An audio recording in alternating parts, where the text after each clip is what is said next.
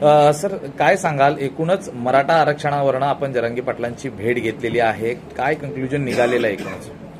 माननीय मनोजदादा जरांगे पाटील हे विशेषतः सगळे सोयऱ्यांची अंमलबजावणी करण्याच्या अनुषंगानं जो अध्यादेश काढायचा आहे तो एक महत्वाचा मुद्दा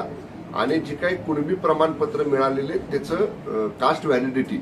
हे तात्काळ ज्या ज्या लोकांकडे कुणबी प्रमाणपत्र आहे तिथे त्यांना मिळावं आणि जे गुन्हे आहेत जे आंतरवाली सराटीमध्ये घडलेली दंगल असेल किंवा लाठीचार्ज असेल आणि त्या अनुषंगानं महाराष्ट्रामध्ये घडलेले गुन्हे किंवा लाठीचार्ज असेल याच्या बाबतीतले गुन्हे मागे घेणे असे 3-4 महत्वाचे मुद्दे मान्य मनोजदादांनी मांडले ते मी स्वतः या ठिकाणी लिहून घेतले। मी त्यांना विनंती केली की सगळ्या सोयऱ्यांचं आम्ही जे या ठिकाणी प्रारूप प्रसिद्ध केलेलं आहे त्याच्यावरती काही हरकती ऑब्जेक्शनशी सामान्य जनतेकडनं नागरिकांच्याकडनं आलेले आहेत त्याची छाननी करण्याचं काम सुरू आहे। पण मध्यंतरी 2 महिन्याचा कालावधी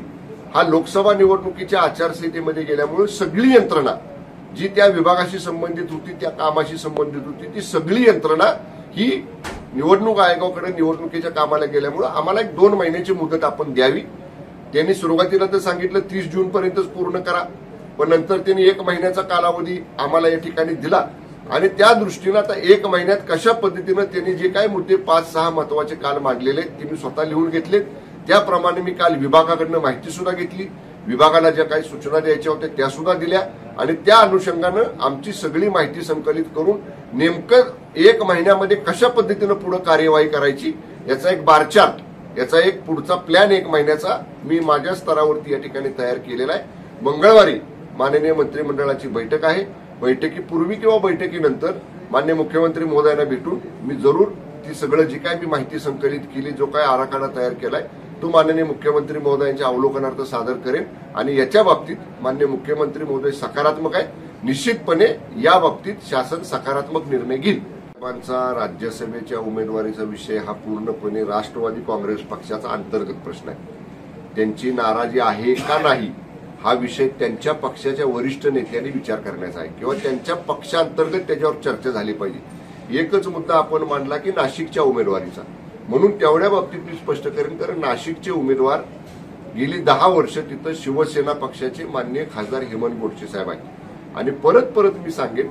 की लोकसभा निवडणुकीच्या प्राथमिक चर्चेला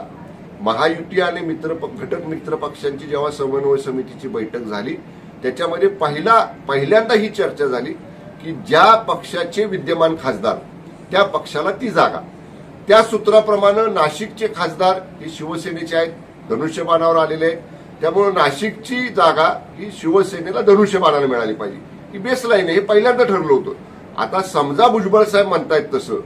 की बाबा त्यांना काही दिल्लीवरनं विचारणा झाली किंवा दिल्लीवरनं त्यांचं नाव आलं तर मग त्या बाबतीतली चर्चा वरिष्ठ स्तरावरती कदाचित झाली असेल त्याची आम्हाला खाली कल्पना नाही, परंतु पहिल्या बैठकीतल्या चर्चेनुसार ज्या पक्षाचा जो खासदार सिटिंग आहे विद्यमान आहे त्याला ती जागा द्यायची हे महायुतीच्या पहिल्या समन्वय समितीच्या बैठकीत ठरलं होतं। हा विषय शिक्षण मंत्र्यांशी संबंधित आहेत। माननीय शिक्षण मंत्री महोदय सध्या थोडंसं बाहेर आहेत दौऱ्यावरती, ते आल्यानंतर त्यांच्याही विभागाकडनं त्यांना याचा अहवाल जाईल। समजा जर अशा काही पालकांच्या तक्रारी असतील किंवा विद्यार्थ्यांना शाळेमध्ये अशा पद्धतीचं काही